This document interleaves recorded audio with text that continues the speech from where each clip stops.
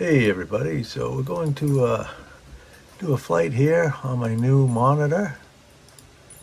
This is the Samsung Odyssey G5. Oh, let me show you my settings. Oh, actually I gotta change my settings because I locked my config file. But we're going to change this to 3840 by 2160.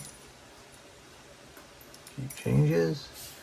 I'm gonna put this on quality. I'm going to put the sharpening up on 200, VSync on,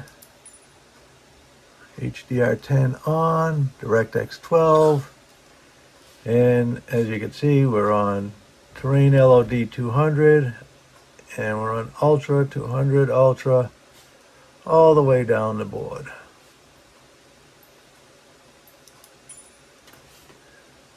For data, we are running with online functionality, Bing. We could turn on photogrammetry is on, I should say, live weather. Oops. And that's off, and we're good there. And we're going to go back.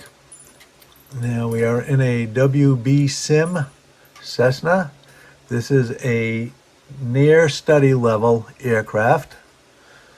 And so that's we are in, and I'm going to start on the runway just because it's easier with this aircraft. Let me adjust my trim to take off.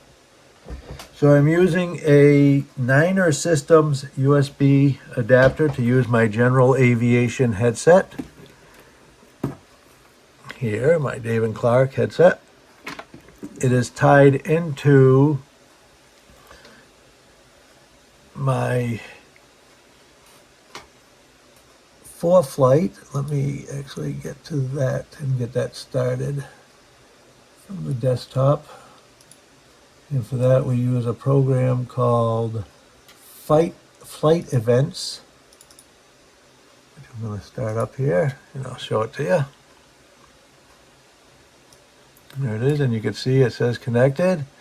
I got my call sign, which I put in, and we got flight tracking turned on. I'll minimize that. We'll go over to a ForeFlight. Go to settings. This is on my iPad, which is why you're not seeing it. We go to flight events connected, enabled. There we go. So now, once I hit fly, my aircraft has just popped up, and I'm going to go ahead and move my, well, I'll bring my iPad into view. It'll probably be easier that way.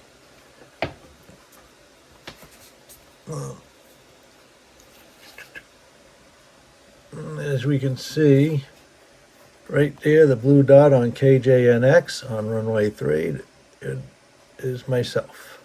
Now,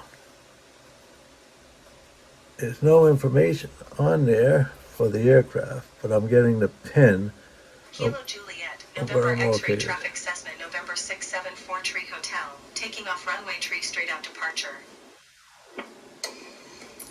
Looks like we got a beautiful day here to fly, and so I will track my flight on ForeFlight, and what that'll give me will be, if I was to fly into something like a NOTAM or TFR, then I would get notification over there. But let's go ahead and check out here. And let's see, let's remove my yoke. And we can see we got some pretty good settings here. So we're on, like I said, pretty much everything on Ultra. So let's go ahead and I'll zoom in here. Let me zoom. And let's go ahead and take off. My seat is way too high. It's a little bit better, I think, right? Maybe go forward a little. All right, and then, yeah, let's try that. Okay, here we go.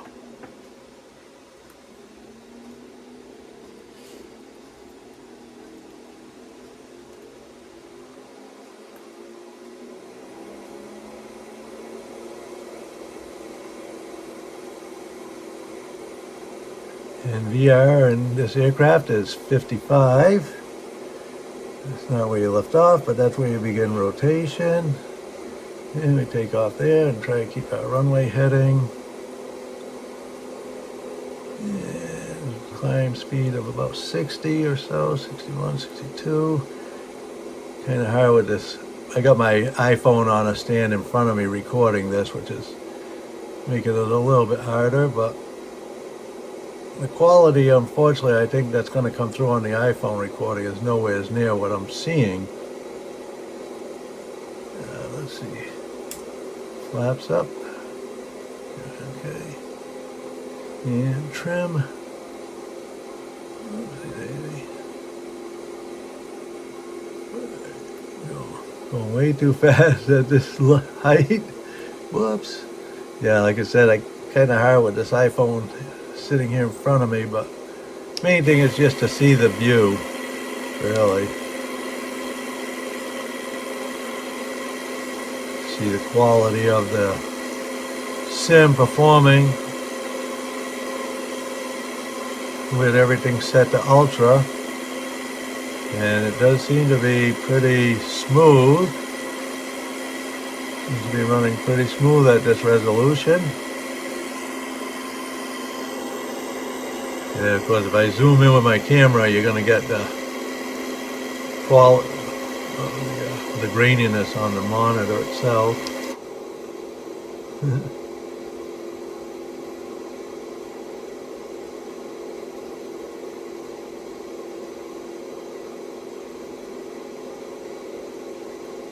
Here's my Lindbergh reference over there to stay level.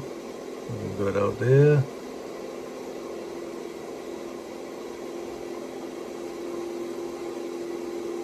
Just trim it up a little bit here.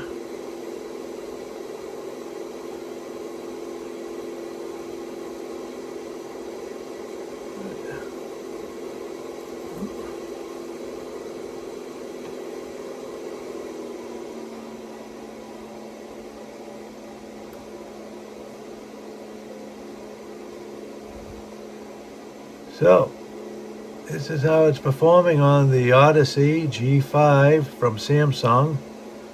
34-inch curved gaming monitor.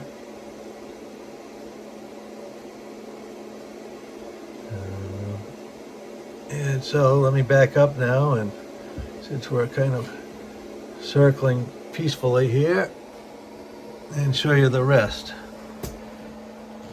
So this is the Niner Systems jack to allow for my general aviation headset. There's my rudder pedals, the honeycomb yoke, still flying nicely here. Love the view, love the view. And the big USB hub, which is running here, my twin engines, which I like to have because I have that nice row of switches, that bank of switches. Here's my throttle quadrant that I'm using right now, which is the Gear-Falcon. I love this. I have my friction control on my throttle. I have the push-in to move my trim, and it's got the vernier adjustment, which is really what you're supposed to use in flight. The flaps, which have a detent, but there's actually a little switch in here. I can move it, and that'll give me a smooth flap. Then I have my trim wheel, which is there, and then my flight following, which you can see my little blue aircraft there, going around circles around this tower, not far from KJNX. And that's where we're at. And I got to say that I am quite, oh, that was a weird little bit of a distortion in the monitor for a second, but here you go. Flying the WB Sim Cessna 172, which you have to have the deluxe upgrade or premium because this aircraft is not available on the normal Sim. And then you buy the WB Sim upgrade, to give yourself the features for near study level.